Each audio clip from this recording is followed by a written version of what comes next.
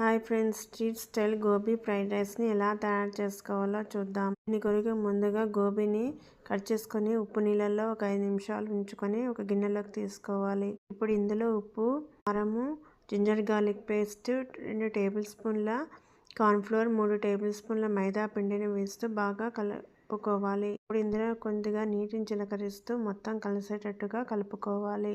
ఇప్పుడు డీప్ ఫ్రైకి సరిపడా ఆయిల్ని వేడి చేసుకొని ఈ గోబీని మీడియం ఫ్లేమ్లో వేయించుకొని పక్కన ఉంచుకోవాలి.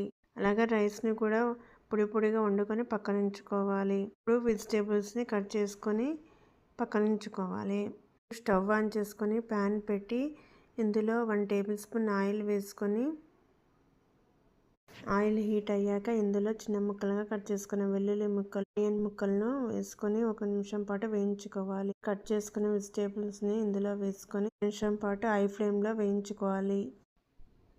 ఇలా వెజిటేబుల్స్ అన్నీ వేగాక ఇందులో సోయా సాసు, చిల్లీ సాసు, టమాటా సాసు, తగినంత ఉప్పు, కారం వేసుకొని ఇప్పుడు వేయించుకున్న గోబీలను కూడా ఇందులో వేసి కొద్దిగా వాటర్ పోసి కలుపుతూ హై ఫ్లేమ్లోనే వేయించుకోవాలి. ఇప్పుడు బాయిల్ చేసుకున్న రైస్ని ఇప్పుడు కొద్దిగా మిరియాల పొడి, తగినంత ఉప్పు వేసుకొని ఇలా హై ఫ్లేమ్లో కలుపుతూ ఉండాలి.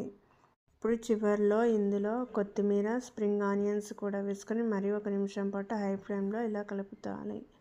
స్టవ్ ఆఫ్ చేసుకొని సర్వ్ చేసుకోవాలి. Street style gobi fried rice ready.